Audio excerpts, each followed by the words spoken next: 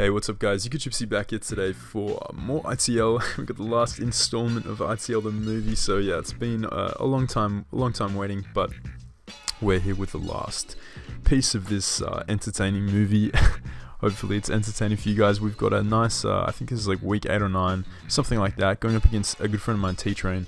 Very good player and a very good dude as well. I think he's now retired from Draft League as far as I'm aware, but he's a good buddy of mine and he's a very good player whilst he was playing, so he's gone on to focus on real life, which I totally respect. And yeah, it was definitely enjoyable to get to play him while he was still around. So going into the team that I've brought for this matchup, T-Train's got a very threatening team. He's got the Latios with, I think this thing had Z-move capabilities on his team, plus the Scolipede with the ability to pass speed to his team to stuff like Latios and Manaphy is very threatening. He has the Manectric on his team, which does threaten a lot of my team outside of the Nidoqueen, and then the Entei, which forces some sort of Sacred Fire response.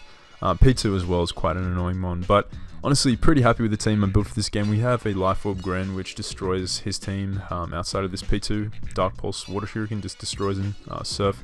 We have a very bulky offensive arrow with Toxic for stuff like the Lati and the P2. I can easily Toxic the P2 and Roost up.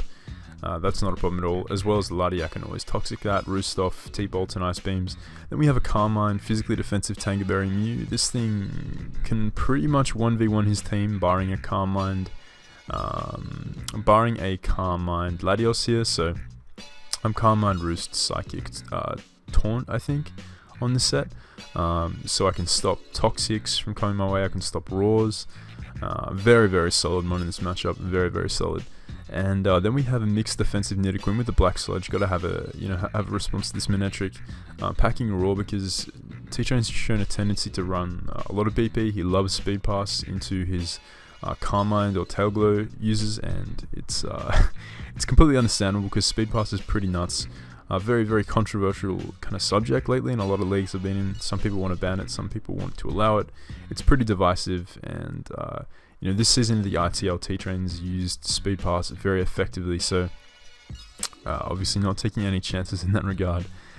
Then we have a very powerful, bulky ZS/Selly with Leech Seed to just whittle down his team. Nothing wants to take a Leech Seed on his team that is comfortable taking an Air Slash. So he had a Decidueye on his squad, and obviously that thing is not going to want to appreciate an Air Slash or a ZS Slash. It's going to get blown away, and Leech Seed is free versus everything else. Then we have a pretty nice Heat Assault Vestal all in Muck. I got Clear Smog on this set to 1v1 Manaphy's, and I have Explosion as well in a last-ditch attempt to kill anything on his team that's low enough or just frail enough to die to an Explosion. Obviously Knockoff is essential in Pursuit. Very nice to Lati. This thing just destroys Lati. Like, there's nothing Lati can do. Even a Reflect type variant will die to an Explosion after some chips, so a very solid mon in this matchup. So we're going to jump into the game. He's going to lead off with the P2, as I do lead off with the Mew here. And this turn I have Baton Pass. So I think I said I was Taunt earlier on in the game, earlier on in the team build. I am Carmine Baton Pass Mew, which in conjunction with my Lati and my Celesteela and my Gren is just amazing in this matchup. So I'm Carmine, Baton Pass, Roost and Psychic.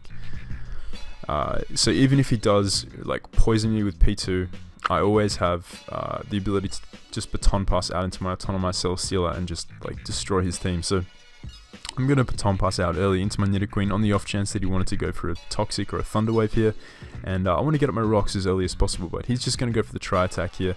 I get some nice chip on, on my Nidoqueen here, but we chew that pretty comfortably as we're now still after those two Tri-Attacks. We're out of range of Hidden Power Ice, obviously, from Manectric, and if he's Scarfed, I'm going to be able to take 2 with the Black Sludge recovery, so that's pretty solid. This turn I will just be able to switch out into my Mew. Mew is a pretty solid check to this thing. I feel like if he did have Toxic, he should have gone for it first turn.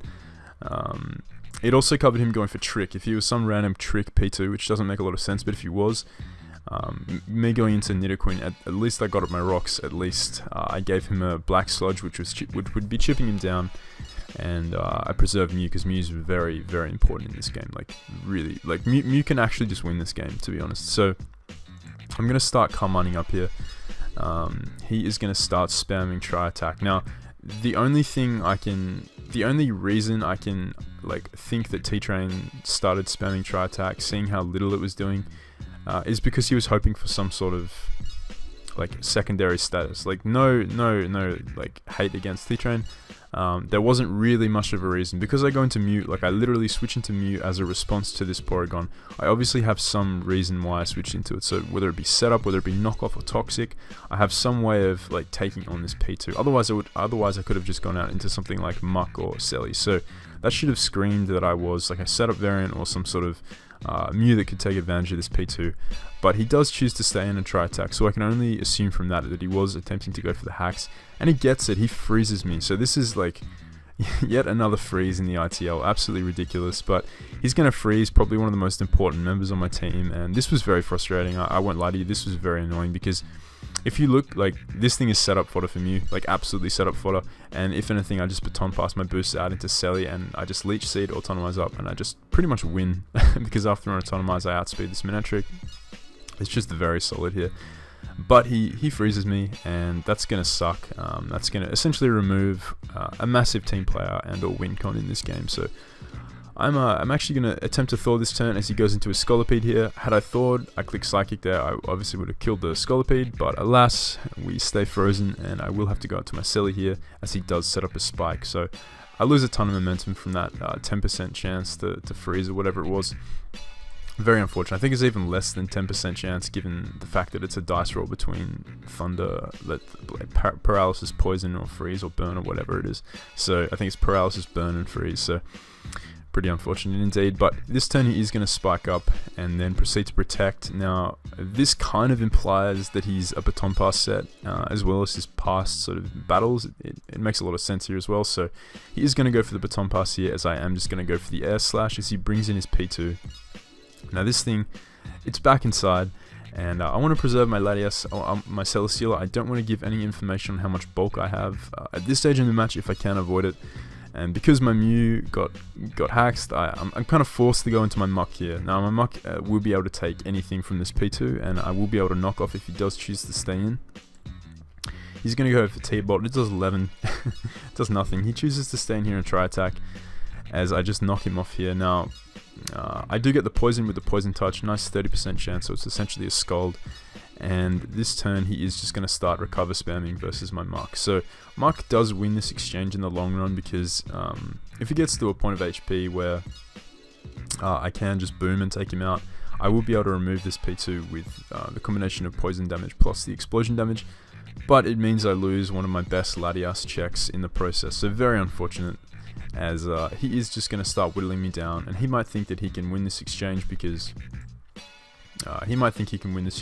purely because my knockoffs aren't doing a ton, and I haven't really shown any other way of hitting this P2 outside of knock. I'm going to clear Spog here to remove his speed boost, and he is now just going to start spamming recover as I just continue knocking. I wanted him to be like at a high enough amount of health where he felt comfortable attacking me, knowing that a knockoff plus poison damage would leave him out of range of dying, so I could just click explosion and surprise him. So he's going to click try attack here.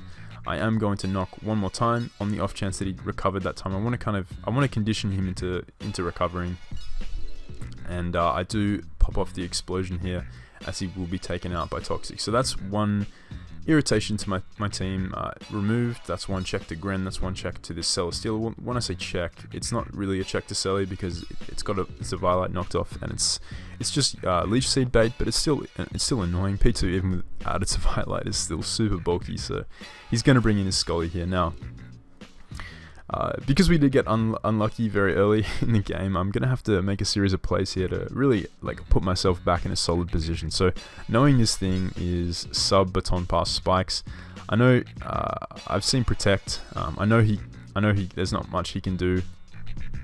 No, he was Protect, baton pass, spikes. I didn't see sub, so he has an attacking move, but chances are I'm creeping his Scolipede with my green here, so I'm just going to spike up as he goes for the Protect, knowing that he would not want to risk it. He wouldn't want to risk my Gren just killing his Scully here, as getting a Speed Pass out into Latias or even Manaphy is really, really solid for him. So he is going to go for the Protect here, as this turn I am going to switch out after getting up a Spike. A Spike is very nice. It's going to really it's going to mean this Scolipede, as opposed to being able to switch in 2 more times, can only come in 1 more time, because it will be under, like, it won't be able to take 2 rounds of rocks plus the spike.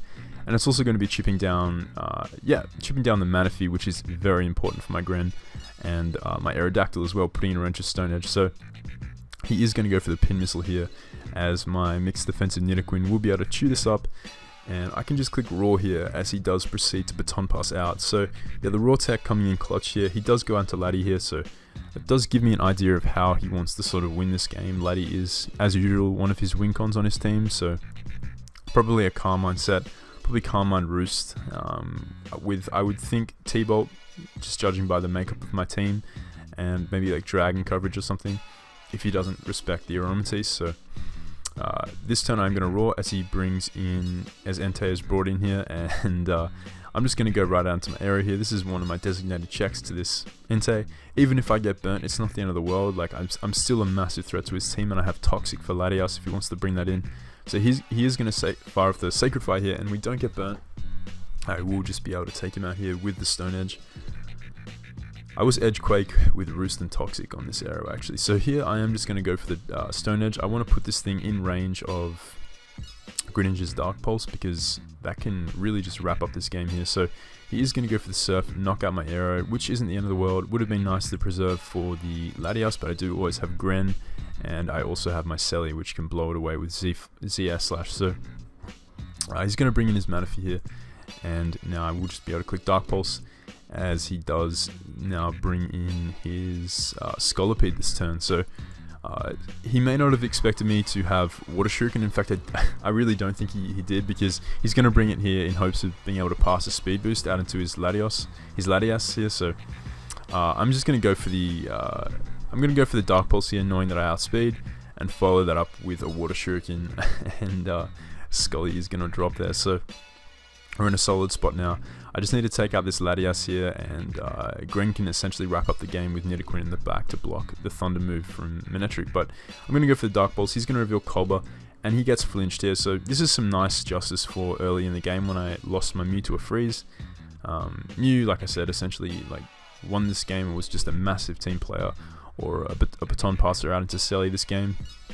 And losing Mew to freeze caused my Muck to have to be sacrificed in order to take down the P2, and Muck would have been the perfect response to this Latias. So the flinch there was justice of sorts. Still very unfortunate, obviously, for T-Train. That definitely was annoying for him, because I think he had T-Bolt on this set, and I believe he did click T-Bolt that turn. So he would have, had he not got flinched, he would have taken out my Gren with T-Bolt, and I then would have gone out into my Celesteela and clicked Leech Seed on his Roost, and then started firing off Air Slashes, and with my Z Air Slash I would have been able to kill him when he was around 50% or 60% or so. So if he was Calm Mind, he would have Calm Minded up, and it would have come down to flinches with Air Slash, as well as like how he played his roosts on his Latias if he didn't roost, because I was autonomized, so I could get my speed boost up and potentially flinch him down, as well as just getting potential crits, and obviously having my Z move on that set. So it was like, I still felt like I had ways to win that game without the flinch there, but obviously like T-Train felt that really sucked for him, but he obviously recognized how critical my Mew getting frozen was as well. So it is what it is. He is going to take out my Gren here with the T-Ball, confirming that he is scarfed, and now I can just go into my Queen here and knock him out with the Earth Power. So it's going to be my week, I think it was week 8 or 9 up against T-Train. A pretty fun game, definitely spoiled by hacks in my opinion. Like we both would have loved a clean game, and at this stage in the season we were just hoping that we would in fact be able to play in playoffs potentially and have a nice clean rematch, because I know we both wanted a clean game, and this was far from it. So yeah, hopefully we will get to face T-Train again in the ITL, or maybe another time if he does decide to come back to the format. So that's going to be my match against T-Train. We're going to jump into next week in just a second. Alright guys, so we are back with the next game, and we're facing off against Alpha. Yeah, pretty chill guy. He always makes crazy late season pushes for playoffs, so always an exciting guy to watch in the league, and he actually took Tapu Lele first round, so Very, very solid taste. Tapu Lele, the one we had on our squad last year last ITL season for our nice championship run. So, yeah, very threatening team. He also has stuff like Infernape, the Dragonite. He's got Mega Sharpedo, which is a huge threat. This is a sick mod in my opinion, and very spooky threat to play against, and certainly to my team, it does force a lot of prep on my part. So he opted not to bring the Lele. I can kind of understand it because I do have Sellymew Muck, which this kind of nasty combo right here does check it pretty well, and would have forced it into definitely a particular set. Really would have forced it to be played a certain way in order to actually do anything to my team. So I can understand why he opted to leave it on the bench and instead bring this team of monsters. So it's going to be interesting. Running over the team we have this week, we've got a nice defensive Rocky MZ Selly. Rocky MZ because I want to be able to bop Zapdos as the switching. I think I'm like sub Rockium, which is really solid. Sub also protecting me from Willow on Weezing. I think that's the set I am. I could be wrong. Also functions as a very nice check to Lele obviously, and Rocky MZ is also very nice to the Dragonite, being able to bop that thing after rocks. So then we have a very fast Taunt Roost Psychic Mew. So this Mew, I also have knockoff on this set. It allows me, this Mew is just fantastic, like absolutely amazing versus his team. Obviously, like I'm walled by Sharpedo, but I've got ways of checking that, and Sharpedo doesn't necessarily want to switch into a potential Wisp from this Mew. So with this Mew, I was creeping, I believe I was creeping like Adamant Sharpedo or something like that, as well as like obviously like Tapu Lele. I can always knock off the specs with this Mew and proceed to just roost up, fire off Psychic, terrain boosted Psychics. Very solid mod in this matchup, being able to check Infernape and Taunt Dragonite, which is really important because Dragonite at +1 is a pretty big threat, although I do have solid ways of checking that. Taunt is just amazing in this matchup. So then we have a very nice Rest, Talk, Curse, knockoff Alolan Muck, and if you look at his team, this set is amazing. Once I remove this monster Swampert with EQ, that could potentially check my Muck. This thing can kind of just win. Like after a curse, Waterfall does not come closer to KOing me. I don't even think it 2KOs me without a curse up. I think Muck's pretty bulky even on the Phys Def side just because of its massive HP stat. Infernape has no hope of killing me after a curse.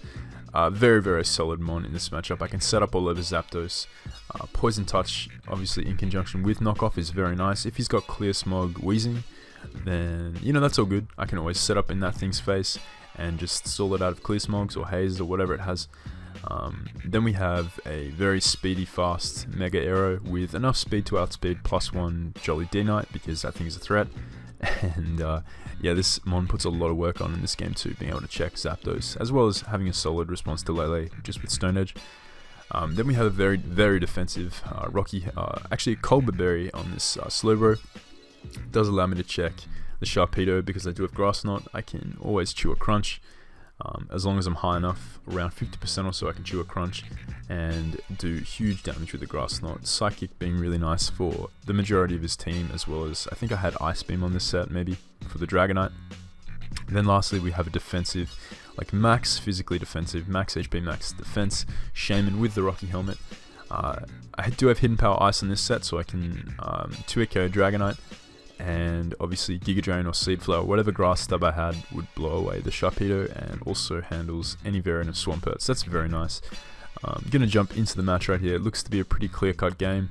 As long as I can keep Sharpedo, kind of remove that thing early if possible. I do have solid defensive checks to it. If I can handle that thing, I am pretty confident my Aero and my Mew can just pretty much win, honestly. Like Muck as well is a fantastic win con if I can whittle down this Swampert here. So first turn, I am just going to go for the Taunt, preventing him from setting up an early Rocks, as he does attempt to go for Rocks, and right here I will just be able to go for the Psychic, getting damage off on anything, as I do actually click Knock here. So this game happened a while ago, you're going to have to forgive me if I get a couple of turns wrong, but I do go for Knock, and I remove his Charty Berry.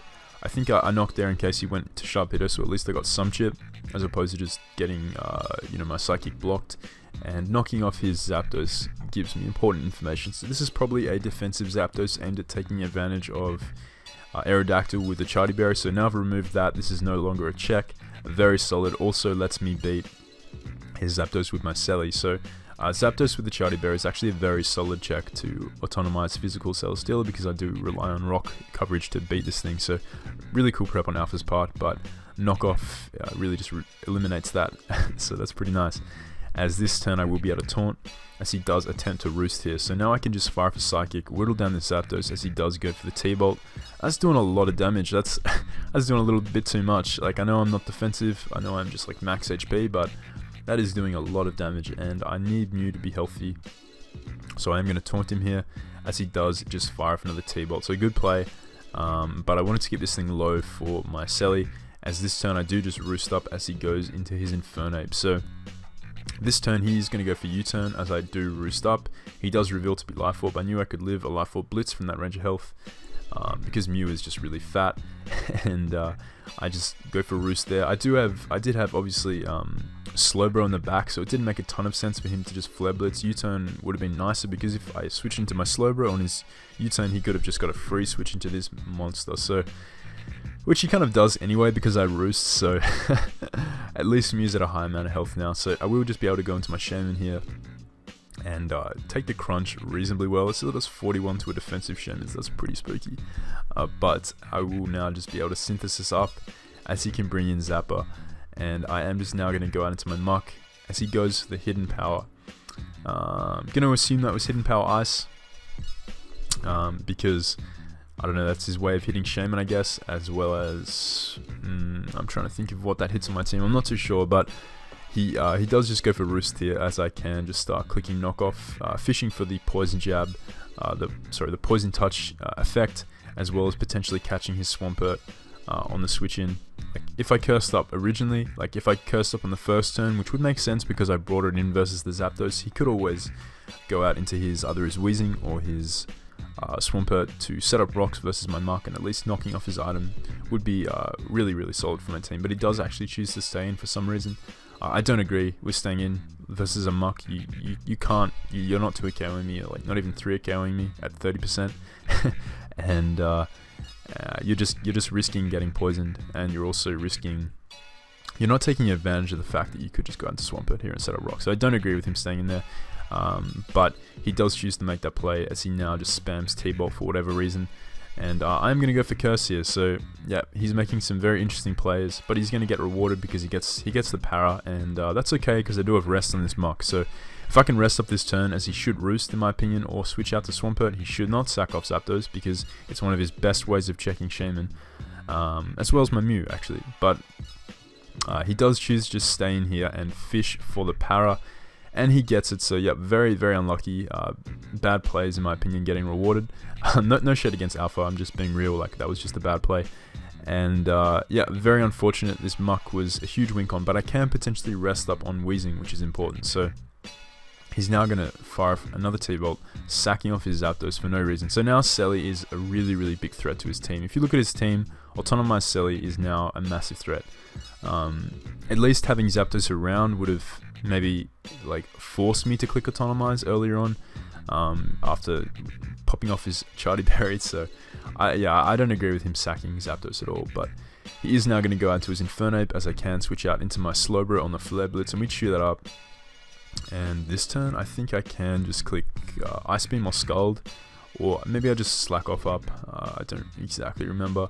I do click Scald here, so his Weezing is going to take 28, so this is quite a Spadef Weezing from what I can tell. He does reveal to have Taunt on this set, so I won't be able to Rest up with my Muck, but I am getting Black Sludge, which is pretty nice. So this turn he is going to switch out into his Sharpedo, as I do make the switch out into my Mew. Now I wanted to go Mew just in case he was T-Spike, because if he was T-Spike I could switch into my Mew and then switch back into Muck on the absorbing the T-Spike and getting an extra round of Black Sludge. Also, if he had gone out into Swampert there on my Muck, which wasn't, in my opinion, the play both times Muck was in to set up rocks versus me, it would have I would have been able to bring in my Mew on that double and taunt his Swampert. The reason I'm saying he should have gone into Swampert and set up rocks is because like this Sharpedo is a big threat to me. You saw that Shaman checks it like reasonably well. I took about 40% from his crunch. If he got up rocks, Shaman would be taking the 12% from rocks on entry and then I'd be messing with getting defense drops from Crunch, potentially getting like 2 high rolls and getting knocked out. So like that's why I think he should have gone Swampert, but just to give maybe some lesser experienced players watching like an understanding of why I'm saying he should have made that play, but hope that makes sense to you guys. But now I'm going to switch into my Sebby on his Crunch.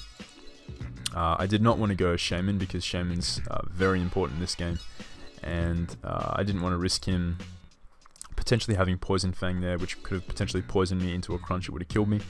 And Sebby can always live a hit from this 2 hits from this Sharp Eater because I am so defensive on this set. So this turn I am going to fire off the Z move. He goes Protect here. I don't really know why. Like if I was Autonomize, I just set up an Autonomize there, he would have been in a lot of trouble. But he does protect himself from the Z move, and that is going to get a little bit of chip, but nothing major. I think this turn I can just go for the Giga Drain here, and that is going to get a little bit of chip back, but this Wheezing is obviously standing in Celesteela's way, so I'm going to switch out into my Slowbro here, get some nice regen.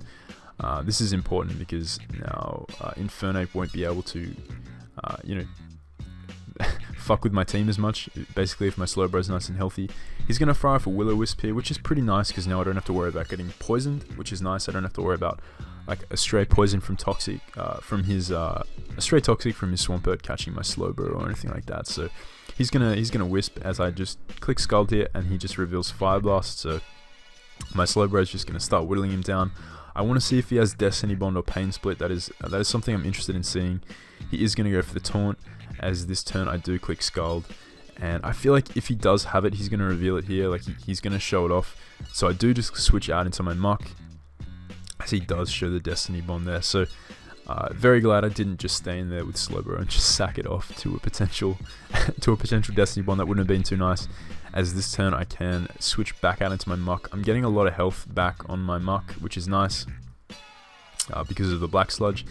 And me going for Scald there, actually the reason I didn't switch out into Muck is because he was actually out of range of a Scald. If you saw earlier, Scald was doing 24. So here,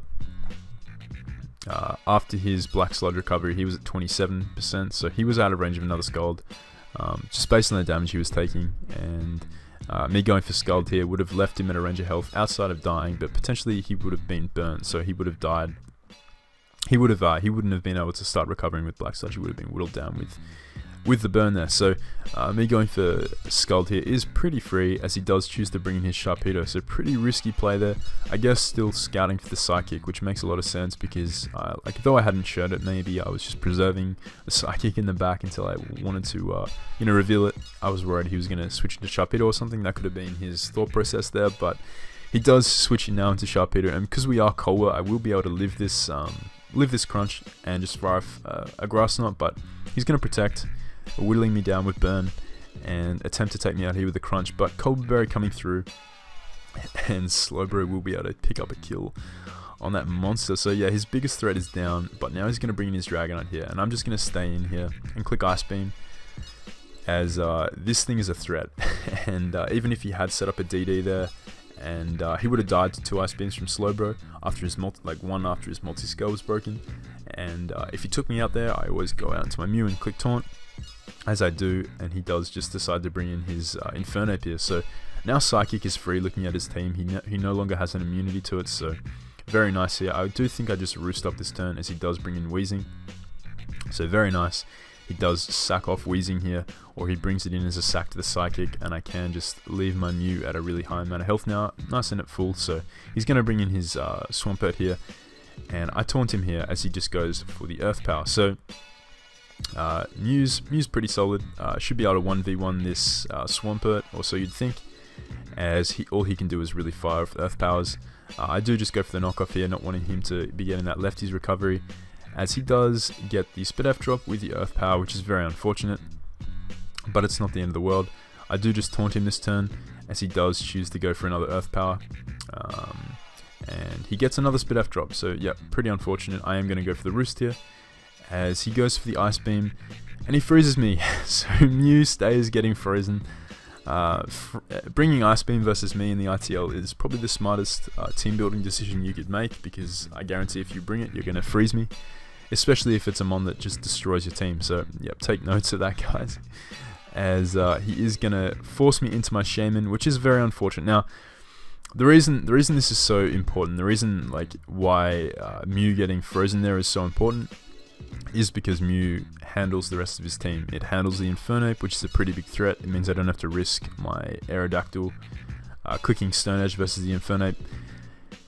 This is going to force my Shaman to Healing Wish up, and you're going to see why that is going to come. That is going to be so important. So Shaman is essentially going to be sacked to Healing Wish up Mew to bring it back, bring me back to full and cure the freeze, because he did get lucky with the Ice Beam. So I'm now just I'm gonna taunt here, as I do not want to get Toxic. That's the reason why I continue taunting. Toxic makes a lot of sense on this Swampert, as it's one of his ways of breaking down Slowbro or my Mew. So whilst I don't think he's been playing optimally this game, he could suddenly whip out a Toxic, and that could really screw over Mew's chances of taking on the Infernape or the Dragonite. So I'm going to continue making my best play, and that is to taunt. I want to set up this end game for either my Aerodactyl or my Celesteela to win, or even just my Mew to win. So I'm going to Psychic a couple of times here, as he is going to go for the Earth Power, and I will just be able to take out this Swampert with the Psychic. That crit didn't matter. The last one literally did the same amount of damage that one did. So he is going to bring his Infernape here now, and I am just going to click Roost. But the thing is, now he's in Blaze range, which is pretty spooky. So I am just going to sack off my Muck here, as that will be enough to take him down after Fleblitz Recall plus Life Orb. So that's his Infernape out of the way, and this is the situation I wanted. When I started attacking his Swampert with my Mew, although I would have had Shaman alive, obviously had Mew not been frozen, I would have had a full health defensive Shaman to take on this Dragonite as well. But this is his Z-Move Mon, one of his Z-Move Mons on his team, and I do suspect this thing is going to have the Z Thunder Punch, or the Z Thunder if he's special for some reason, to be able to break past my Celesteela. So the way I win this game is to break this thing's multi-scale, prevent him from Dragon Dancing up, and break his multi-scale and taunt him, and win with Aerodactyl. So I'm going to go for the taunt here, as he does attempt. He doesn't even bother setting up, he just goes for Outrage, and the reason why I didn't attack there is, obviously, as I mentioned, I want to keep this thing at neutral. I don't want him to get to +1, because then I'm playing with fire essentially, and I knew Mew could live any hit, even an Outrage, and if he was Z Thunder Punch, that wouldn't have killed Mew from that range of health. And this is nice, because I can just knock off here, just in case he was like Chardy Berry for some reason, Chardy Berry Outrage, he would be able to live a Stone Edge, even with the multi-scale broken after a Psychic. So I just knock off there, making the optimal play, as he will just be able to take out my Mew here. But that's okay, that's all good. I have an arrow in the back, and I have more than enough attack to be able to kill this thing here with Stone Edge.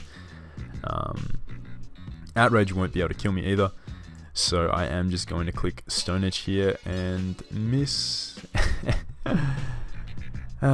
So yep, this Dragonite is going to kill off my arrow. He crits me here with the Gigavolt Havoc, and in comes my Selly, and he is going to go for the Thunder Punch. He's going to break through, and my Stone Edge does not take him out. So he breaks through 2 turns of confusion, dodges a Stone Edge from arrow, and wins this one. So yeah, very unfortunate game. I mentioned earlier I did have a max defense, max HP Shaman with Hidden Power Ice, which literally like chewed anything this Dragonite could throw at it, and 2-hit it with a Hidden Power Ice. So the fact that I had to sack that off to heal up Mew to put myself in the best position to win this late game was very unfortunate.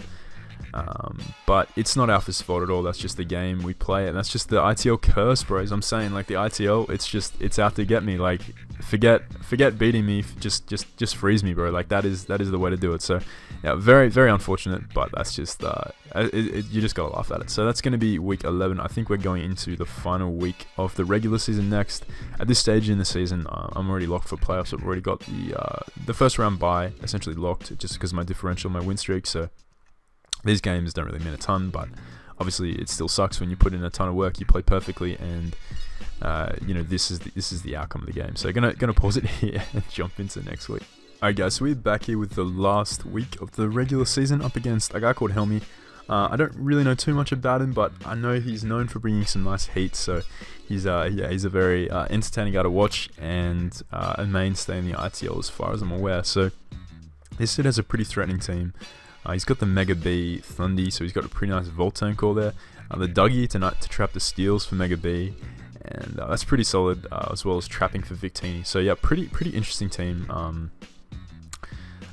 Not the most powerful team, but he has a few certain threats that are just really spooky to prep for, like the Teeny, the Beedrill, and the Thundy. So the presence of Dugtrio as well really forces certain mons to run certain sets. Like for instance, on this Nidoqueen, I do have Shed Shell to avoid being trapped by this thing. So I'm gonna run over the team. We have a nice mixed defensive Selly, so no autonomized business this week.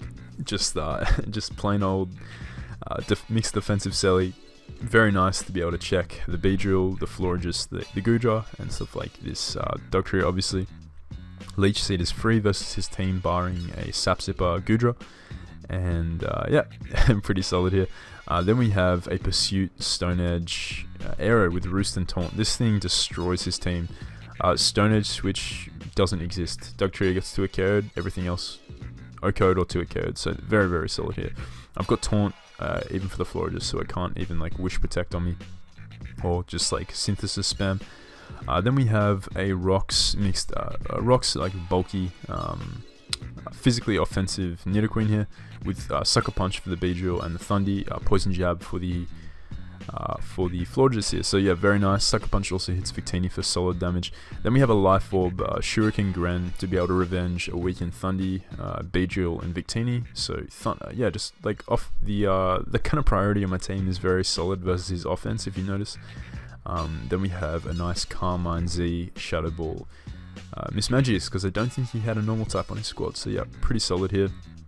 And then we have a a bulk up Zen Headbutt Roost Baton Pass Mew. So this thing, if I bulk up once and I pass into either Nidoqueen, Celesteela, or Aero, is just insane. Or even just bulk up Zen Headbutt by itself, if you look at his team, is huge threat. So gonna jump into the match. Aero's looking like a beast this game, as I'm gonna lead off with my Nidoqueen here as he leads off with his Dugtrio here. So I'm gonna make the fairly predictable switch out into Aero here, and he is going to go for the EQ there. So now, whilst I should have just taunted here, really no drawback play at all just by taunting.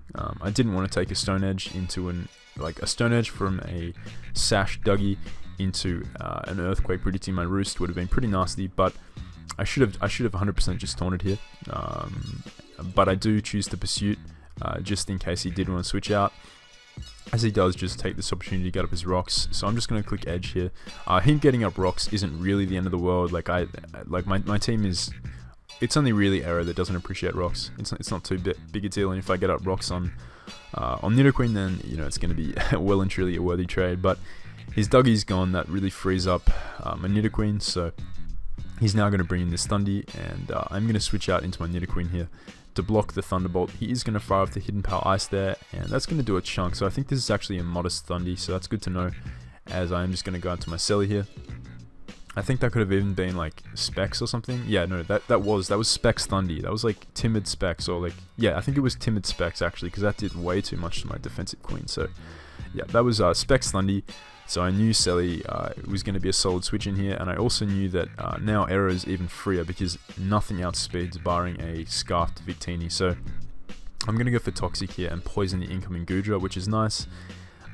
He is going to actually, I think, go for Fire Blast here, or Dragon Tail this turn as I go into my Mew. So solid play from Helmy here, as he's going to shuffle me back into Celesteela, unfortunately.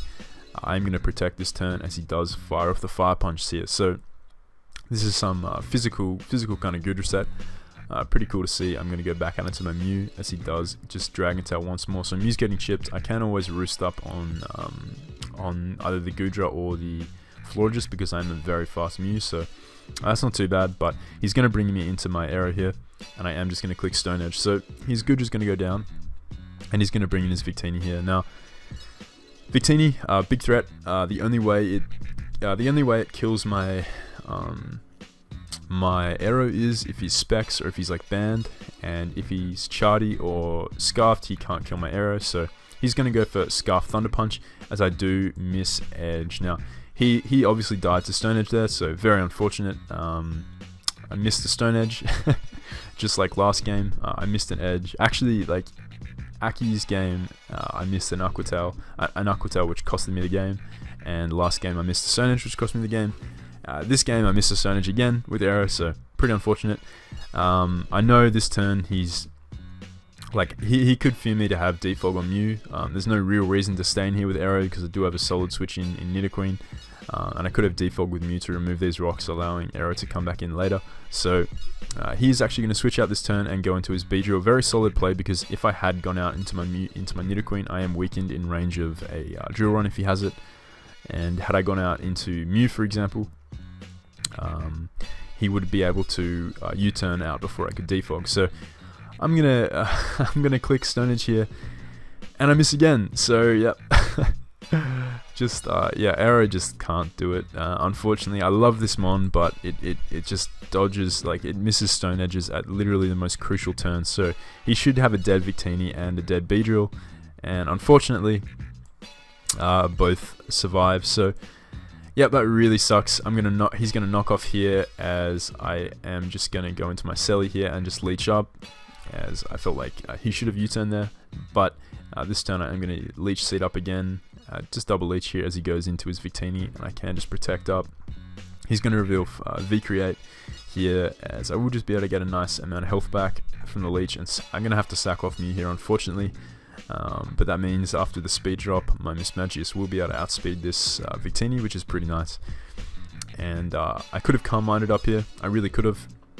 But the fact that I was so in the back, I couldn't, like, he had no reason to just not sack off Victini, really. Like, he had Thunderous to check Selly, so he did choose to ultimately save his Scarf Victini, but had he stayed in there and I Calm Minded up, I would have been down a really solid way of revenging his team. So I am just going to fire off the Z move here, as it does a decent chunk with a crit to this Florges, as now I am going to go out into my Nidoqueen, as he crits me here with a Moonblast. So that sucks. Obviously, like I lived a Moonblast, but you know, I did crit in that turn there, so I guess they kind of cancel each other out as well. So I'm going to go into my Selly, as his Moonblast is going to do 29, and I miss a Leech Seed. Yeah, pretty unfortunate. I'm just going to forfeit here, because like this this game was just a complete joke. Not Helmy's fault at all, just like literally because Arrow missed Stone Edges, so just very unfortunate. And at this stage this game was just pretty meaningless, because I'd already secured my first place in the conference. So that's going to be the final week of the regular season. The ITL is crazy, like it's just like Hacksfield games every single week, but hopefully moving forward, going into playoffs, the games will be clean, because you know, those are the matches that really count. You know, at least in these matches, they weren't influential big matches where, you know, like advancing was on the line for me anyway. So that's one positive, I suppose.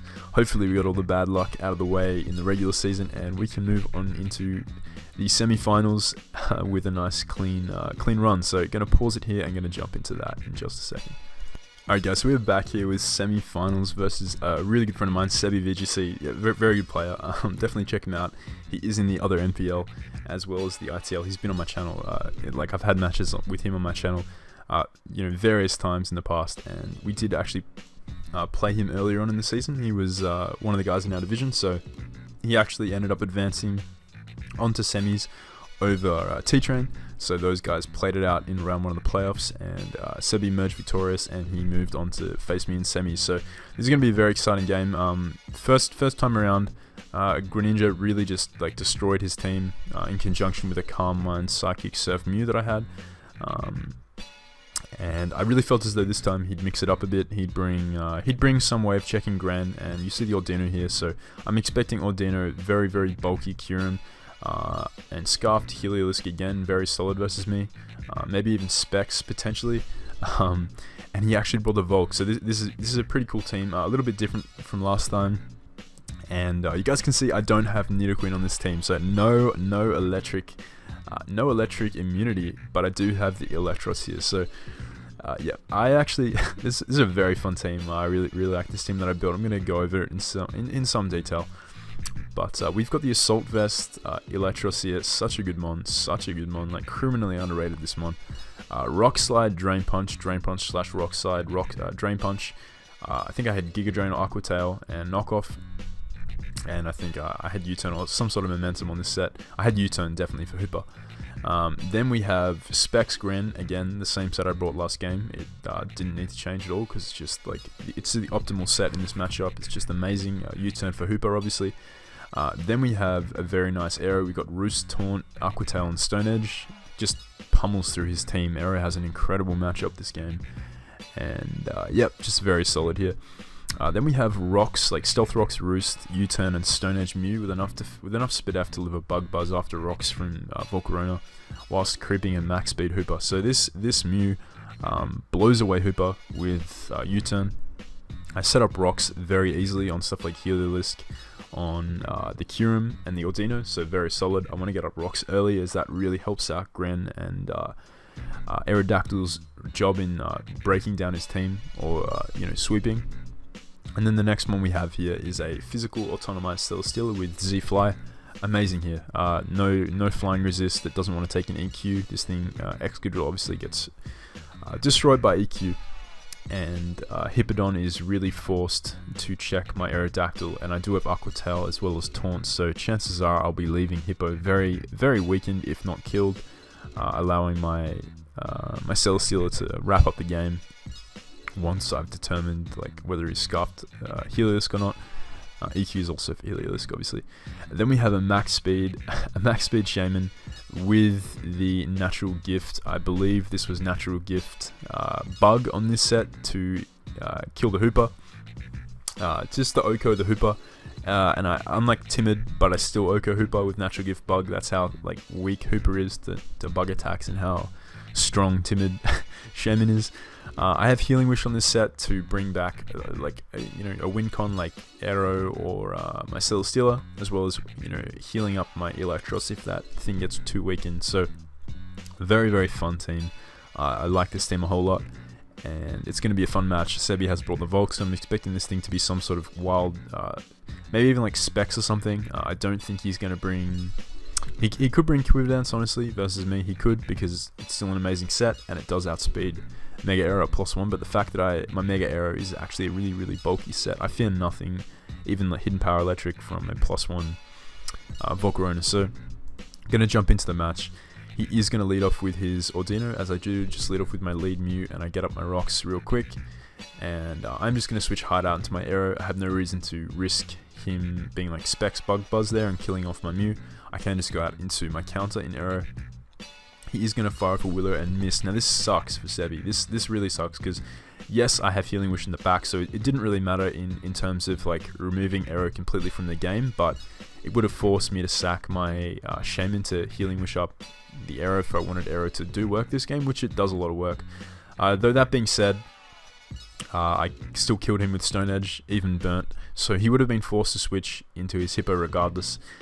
But he did lose a ton of momentum there by missing Willow. That's just very unfortunate, and I can certainly relate to that kind of stuff happening. But he's going to switch out now into Hippowdon, as I do just go for the Aqua Tail. It is free because the Volcarona dies with the Tough Claws boost.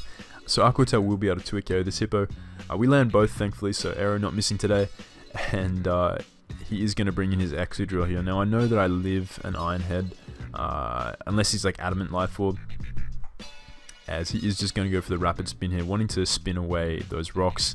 We just take him out here with the Aqua Tail, and the fact that I was so willing to risk Aero there was because my autonomized Selly pretty much wins now that Hippowdon is down. Aero's done its job. It's paved the way for Selly to win, and I also have Gren in the back who can always wrap up this game. So he is going to bring his Heliolisk in here, and he's actually going to double out into Ordino. Now, I think he made that play because he expected me to double into something like Shaman, and if he was Calm Mind Ordino, that could have been a real threat to me with Fire Blast for my Celesteela. But the fact that Sam was up, the fact that, firstly, like even without Sand up, I live a Scarfed Heliolisk's Thunderbolt with ease because I am so bulky on this Aero. But also, sand was up, so my speed F was boosted by 50%. So there was no way anything that Helios cat, even like Life Orb T-Bot, wouldn't have been able to come close to killing me. So I do just proceed to 2 KO this Ordino with a Stone Edge.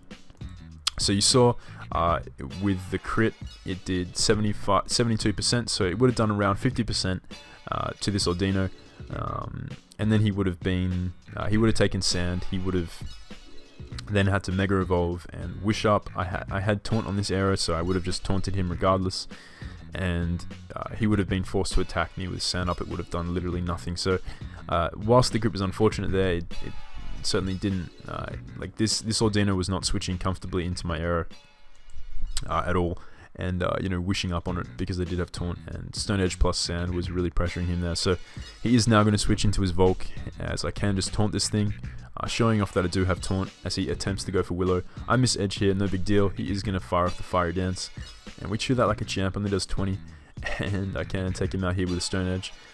This turn he's going to bring in his Kyurem, and I do expect this thing to be scarfed, so I am going to switch out into my Mew here, as that Ice Beam does a ton of damage. That does so much damage, and I'm just going to roost this up, as he's going to continue firing off Ice Beams, and he's going to freeze me here. So my Mew gets frozen literally 3 weeks in a row. So it's just like it doesn't matter, but like it's just hilarious. Like Mew just can't catch a break. But Sebby missed a Willow turn like 2 or something. So it is what it is. We do thaw out, thankfully, as I can to start roosting up. But I get frozen again, so that's that is 4 freezes in 3 weeks. So yeah, to those of you guys who don't believe the ITL curse is a thing, all you have to do is watch this video and you'll see the truth. So I'm now going to go into my eel here and just start clicking Drain Punch. His Ice Beam does a ton. I think this thing is actually Specs. But I'm getting a nice amount of health back. I thought he was Specs at this stage actually, but I think he's just like modest Icicle Plate, or Kyurem's just super strong. Like this thing is a monster, as he does just roost up here, and I'm going to be getting a nice amount of health back. And yeah, this Kyurem can't really win this 1v1 because I am regaining so much health from Drain Punch. And this turn I know he's going to heal up, so I am just going to U-turn out, as he will be in range of my Gren Specs Dark Pulse here. So Gren is essentially going to be able to wrap this game up now, because the Kyurem's going to go down. That will force in his Helios there. That was a crit, by the way. That 47.5% Dark Pulse literally didn't matter. Gren's Dark Pulse did comfortably over 50 there. So his Helios is going to come in here, and he's just going to click Signal Beam. Electros is going to tank that like a champ, and proceed to just Drain Punch this Electros out of the game. So that's going to be the semi-finals. Very fun game against a good friend of mine. We had a lot of fun, despite obviously the double freeze and the Willow miss. It was a fun game. Like I said in my first time playing Sebby, he's got a really rough matchup in this particular, with these two teams. I don't think this matchup is easy for him in the slightest. I think I definitely had a matchup advantage, and it showed in both games. So yeah, like I said in the first video I made, when you played in the regular season, this is not like a representation of Sebby's skills as a player. It's just straight up just a poor matchup, and really solid prep on my part, and I played it well in my opinion. So there's not much anyone can really do in that situation. So that's going to be semi-finals, and that's going to be the end of this video, because I will be bringing you guys my finals match, and it's actually going to be up against a really good buddy of mine, Aki, who also made it to finals. Obviously the GOAT. This is his league after all. This is his. He is the commissioner, and it would only make sense that he makes it to finals. So that's going to be a very fun game. Hopefully we can snag the win there, and that'll be coming soon. Hope you guys are pumped. Hope you guys enjoyed this video. Obviously there was a ton of hacks. We got a couple of bullshit losses to Stone Edge misses, but that's just the price you pay with Aero. It's such a fun mega. And I think if Aero did have 100% stab moves, that 100% stab rock move that hit 100% of the time, it'd probably be a little bit too good. So that's the kind of price you pay with Aero. You get annoyed in the moment, but in hindsight, that's the price you pay by using such a fast, powerful unreliable attacker. So yeah, definitely a fun mon if you guys ever want to try it out. Although you have to be ready with a backup plan, because chances are you are going to miss Stone Edge at a crucial time. So that's just my 2 cents on Aero as a mega. Hope you guys did enjoy this video. It's probably gone on for like an hour or so, so hopefully you guys did enjoy it, and I'll catch you guys next time for finals.